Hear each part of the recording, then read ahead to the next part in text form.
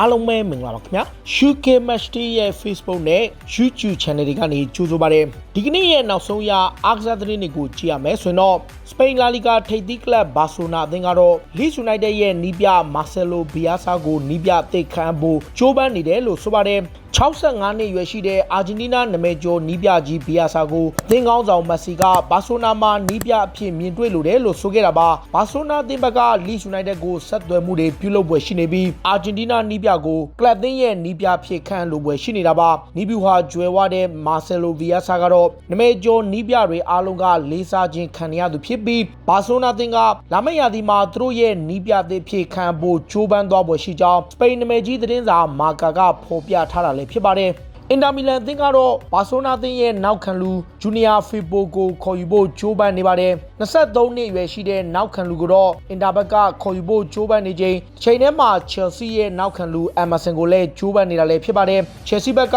အမ်မာဆန်ကိုရောင်းချလိုခြင်းမရှိပါကဘာစီလိုနာရဲ့ဂျူနီယာဖီပိုကိုပေါင်တန်း30လောက်နဲ့ခေါ်ယူသွားပွဲရှိတယ်လို့အီတလီမီဒီယာတွေမှာဖော်ပြနေတာလည်းဖြစ်ပါတယ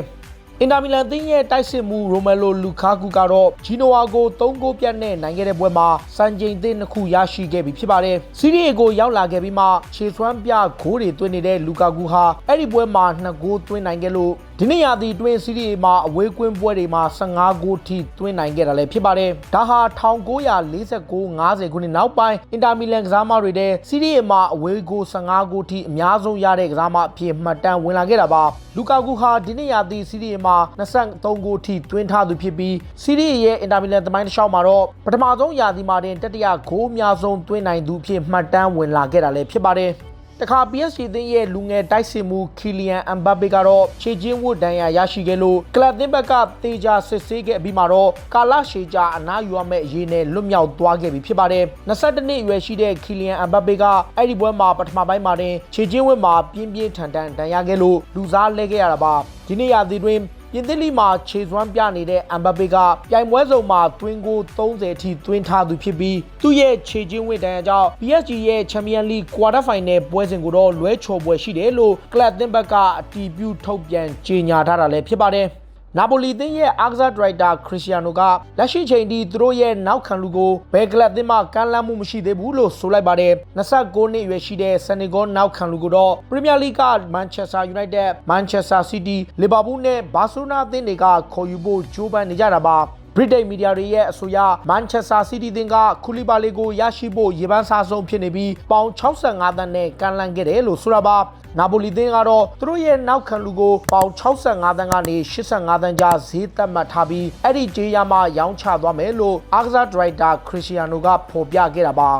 ါရီယယ်မက်ဒရစ်အသင်းရဲ့ဥက္ကဋ္ဌဖလိုရန်တီနိုပီရက်စ်ကတော့နီးပြဇီဒန်ကလာမယ့်ရာသီမှာကလပ်အသင်းမှာဆက်ရှိမယ်လို့ဆိုလိုက်ပါတယ်။ဒါအပြင်ရီယယ်မက်ဒရစ်အသင်းအနေနဲ့အောင်မြင်မှုတွေကိုပြန်လည်ရရှိဖို့ဇီဒန်လိုချင်နေတဲ့ကစားသမားတွေကိုဖြည့်တင်းပေးသွားမယ်လို့ဆိုတာပါပီရက်စ်ကိုတိုင်ကဇီဒန်တောင်းဆိုထားတဲ့ညာနောက်ခံလူတူးနဲ့တိုက်စစ်မှုနံပါတ်9နေရာမှာကစားမဲ့ကစားသမားတစ်ယောက်ကိုခေါ်ယူချင်နေတာဖြစ်ပြီးပီရက်စ်ကိုတိုင်ကလည်းအဲ့ဒီကစားသမားတွေကိုခေါ်ယူပေးမယ်လို့ကတိပြုထားတာလည်းဖြစ်ပါတယ်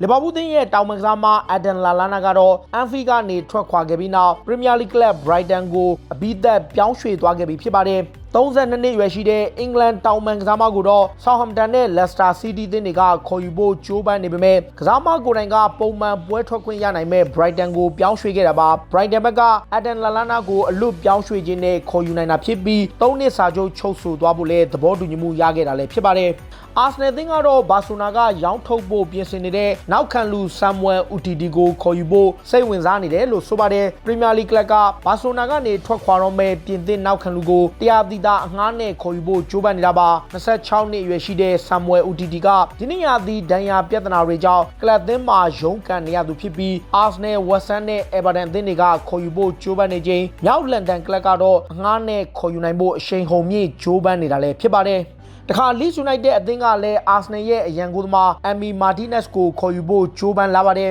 28နှစ်အရွယ်ရှိတဲ့အာဂျင်တီးနားဂိုးသမားကိုတော့ Leeds United ကနံပါတ်1ပြစ်မှတ်အဖြစ်ထားရှိနေတာဖြစ်ပြီး Arsenal ဘက်ကတော့ရောင်းချမှာမဟုတ်ဘူးလို့တုံ့ပြန်ခဲ့တာပါ Arsenal အသင်းရဲ့နီးပြမီခဲအာတီတာကဂိုးသမားအမ်မီမာတီနက်စ်ကိုရောင်းချဖို့အစီအစဉ်မရှိသလိုသူတို့ရဲ့လူငယ်ကစားမအိန်စလေမေလာနိုက်စ်ကိုလည်းအသင်းကထွက်ခွာခွင့်ပြုမှာမဟုတ်ဘူးလို့တုံ့ပြန်ပြောကြားခဲ့ပါတယ် Manchester United ကခေါ်ယူဖို့ကြိုးပမ်းနေတဲ့လက် Leicester City ရဲ့ Queen လက်ကစားမှာ James Maddison ကတော့ကလပ်သင်းနဲ့စာချုပ်သစ်ချုပ်ဆိုဖို့သဘောတူညီမှုရရှိသွားခဲ့ပြီဖြစ်ပါတယ်။ ဗြိတိန်ထုတ် The Sun သတင်းစာရဲ့ဖော်ပြချက်အရ22နှစ်အရွယ်ရှိတဲ့ James Maddison ကို Leicester ဘက်ကလက်ရှိသူရရှိနေတဲ့လောက်ခလာစာရဲ့နှစ်ဆနဲ့ကမ်းလှမ်းခဲ့ပြီးနောက် Leicester နဲ့9နှစ်စာချုပ်ချုပ်ဆိုဖို့သဘောတူညီမှုရခဲ့တာပါ။တခါအင်တာမီလန်အသင်းကလည်း United ကအငှားနဲ့ခေါ်ထားတဲ့တောင်မန်ကစားမ Alexis Sanchez ကိုအပြီးသက်ခေါ်ယူဖို့ပြင်ဆင်နေပြီဖြစ်ပါတယ်။ပြီးခဲ့တဲ့ရက်ပိုင်းတွေက Manchester United ကအငှားချထားတဲ့ကစားမတွေကိုနောက်ထပ်100သီးအငှားချဖို့အစီအစဉ်မရှိဘဲအပြီးသက်ရောင်းချမယ်လို့ကြေညာခဲ့တာပါ။ Manchester United နဲ့စာချုပ်သက်တမ်းက2နှစ်ကျော်ထိကျန်ရှိနေတဲ့ Alexis Sanchez ကိုအင်တာမီလန်ကယူရို30နဲ့ခေါ်ယူဖို့ကြိုးပမ်းနေပြီးသူ့ရဲ့လောက်ခလာစာကိုတော့ပေါင် 4.5 သန်းပေးချေဖို့အသင့်ရှိတယ်လို့ဆိုတာပါ Sanchez ကတော့ United မှာတပတ်လောက်ခပေါင်9သိန်းထိရရှိနေတာဖြစ်ပြီးသူ့ရဲ့လောက်ခလာစာကတစ်နှစ်ကိုပေါင်30ကျော်ထိဝင်ငွေရရှိနေသူလည်းဖြစ်ပါတယ်။ Tottenham Hotspur ကလည်းအားနည်းနေတဲ့တိုက်စစ်ပိုင်းတွေဘုံမောက်ရဲ့တိုက်စစ်မှု Harry Wilson ကိုခေါ်ယူဖို့ကြိုးပမ်းနေပါတယ်။ Spurs ရဲ့နီးပြ Jose Mourinho က Harry Kane ရဲ့အရန်ဖြစ် Harry Wilson ကိုခေါ်ယူဖို့ကြိုးပမ်းနေတာဖြစ်ပြီးကလပ်သင်းတွေနဲ့ဘုံမောက်အသင်းကိုမကြာမီဆွေးနွေးသွားပွဲရှိတယ်လို့ဆိုတာပါ Tottenham Hotspur ကဘုံမောက်ရဲ့လူငယ်ကိုသမား Aaron Ramsdale ကိုလည်းခေါ်ယူဖို့စောင့်ကြည့်နေတာလည်းဖြစ်ပါတယ်။ Manchester City သင်းကတော့ Arsenal ကိုအငှားသွားကစားနေတဲ့ Real Madrid ရဲ့ Queen လက်ကစားမှာ Dani Ceballos ကိုခေါ်ယူဖို့ကြိုးပမ်းနေပါတယ်။ Arsenal ဘက်ကအပိသက်ပြောင်းရွှေ့ခြင်းတက်နောက်ထပ်100သီးအငှားနဲ့ခေါ်ယူဖို့ကြိုးပမ်းနေချိန် Man City ကသူ့ကိုအပိသက်ဝယ်ယူမယ်လို့ဆိုတာပါ။ Real Madrid အသင်းကတော့ Spain Queen လက်ကစားမှာကိုပေါင်23သန်းလောက်ရရင်ရောင်းချဖို့ရှိတာကြောင့် Pep Guardiola ကိုယ်တိုင်ကရာသီကုန်မှာအသင်းကထွက်တော့မဲ့ David Silva ရဲ့နေရာမှာအစားထိုးနေတာဖြစ်ပြီး Real ဘက်ကတောင်းဆိုထားတဲ့ပေါင်23သန်းကိုပေးပြီး Dani Ceballos ကိုအရာခေါ်ယူဖို့ကြိုးပမ်းလာတာလည်းဖြစ်ပါတယ်။ Manchester City ရဲ့နီးပြ Pep Guardiola က David Silva ထွက်ခဲ့ရင်တော့ကလပ်သင်းရဲ့အသင်းကောင်းဆောင်ဖြစ်ကစားသမားတွေကိုကိုယ်တိုင်ရွေးချယ်ခွင့်ပေးမယ်လို့ဆိုပါတယ်။ကုမ္ပဏီထွက်ခွာသွားတော့ကလည်းအဲ့ဒီပုံစံတိုင်းအသင်းကောင်းဆောင်ဖြစ်ရွေးချယ်ခဲ့ပြီးနောက် David Silva ကိုကစားသမားတွေကရွေးချယ်ခဲ့တာပါ။လက်ရှိမှာတော့ Manchester City သင်းရဲ့အနာဂတ်အသင်းကောင်းဆောင်ဖြစ် Kevin De Bruyne ကိုကလပ်သင်းကစားသမားတွေအားလုံးကရွေးချယ်ဖို့ရှိတာကြောင့် Kevin De Bruyne ကတော့လာမယ့်ရာသီကစားပြီး Man City ရဲ့အသင်းကောင်းဆောင်ရာထူးကိုစတင်ရယူတော့မှာလည်းဖြစ်ပါတယ်။တခါ Chelsea သင်းရဲ့အကြီးအကဲတယောက်ကတော့ Manchester City ရဲ့နောက်ခံလူ John Stones ကိုလမ်းပတ်ရဲ့အသင်းမှာအံဝင်နိုင်ပွဲရှိတယ်လို့ချီကျူးပြောကြားလိုက်ပါတယ်။25နှစ်အရွယ်ရှိတဲ့အင်္ဂလန်နောက်ခံလူကိုတော့ Man City ကရောင်းချဖို့ပြင်ဆင်နေသလို Chelsea အတွက်လိုအပ်နေတဲ့ခံစစ်ပိုင်းတွေအားဖြည့်ခြင်းနေတယ်လို့ဆိုတာပါ။လမ်းပတ်ဘက်ကအဲ့ဒီကစားမကိုလိုချင်တယ်လို့တောင်းဆိုမှုတွေပြုလုပ်လာပါကကလပ်သင်းဘက်ကဝယ်ပေးဖို့အသင့်ရှိနေတယ်လို့ဆိုထားပြီး John Stones ရဲ့တန်ကြေးကတော့ပေါင်35သန်းရှိနေတာလည်းဖြစ်ပါတယ်။ Juventus အသင်းကတော့သူတို့ရဲ့ Queen လက်ကစားမှာ Aaron Ramsey ကိုအလိုက်ပေးပြီး Chelsea ရဲ့ Queen လယ်လူ Jorginho ကိုခေါ်ယူဖို့လှုံ့ဆော်လာပါတယ်။ Chelsea အသင်းကတော့ Jorginho ကိုရောင်းချဖို့ပြင်ဆင်နေပြီးငွေသားကြီးပဲအလိုရှိတယ်လို့ဆိုတာပါ။ Chelsea ဘက်က Jorginho ကိုယူရို65သန်းထိဈေးသတ်မှတ်ထားတာဖြစ်ပြီး Juventus ကတော့ Aaron Ramsey ကိုအလိုက်ပေးကမ်းလှမ်းခဲ့ပေမဲ့ပယ်ချခြင်းခံခဲ့ရတာပါ။ City ရဲ့ club ကတော့နောက်ထပ်ပြင်သစ် Queen လက်ကစားမတစ်ယောက်ဖြစ်တဲ့ Adrien Rabiot နဲ့ Aaron Ramsey တို့နှစ်ယောက်ကိုပေးပြီး Jorginho ကိုခေါ်ယူဖို့ကမ်းလှမ်းပွဲရှိတယ်လို့ British မီဒီယာတွေမှာဖော်ပြနေပေမဲ့ Chelsea ကတော့ကစားသမားကိုပြောင်းရွှေ့ခြင်းဝင်နဲ့သာရောင်းချဖို့စီစဉ်နေတာဖြစ်ပါတယ်။ ဘိုင်မြူနစ်အသင်းကလည်းနောက်ခံလူအာလာဘာကိုတက်တန်းတို့ဖို့ခုချိန်ထိစဉ်းစားနေစေဖြစ်တယ်လို့ဆိုပါတယ်။ဘိုင်ယန်အသင်းရဲ့နီးပြ Hansi Flick ကသူတို့ရဲ့နောက်ခံလူအာလာဘာကိုကလပ်သင်းမှာဆက်ထားဖို့တောင်းဆိုမှုတွေပြုလုပ်ထားပေမဲ့စာချုပ်တက်တန်းတစ်နှစ်သာကျန်ရှိတော့တဲ့ David Alaba ကိုယ်တိုင်က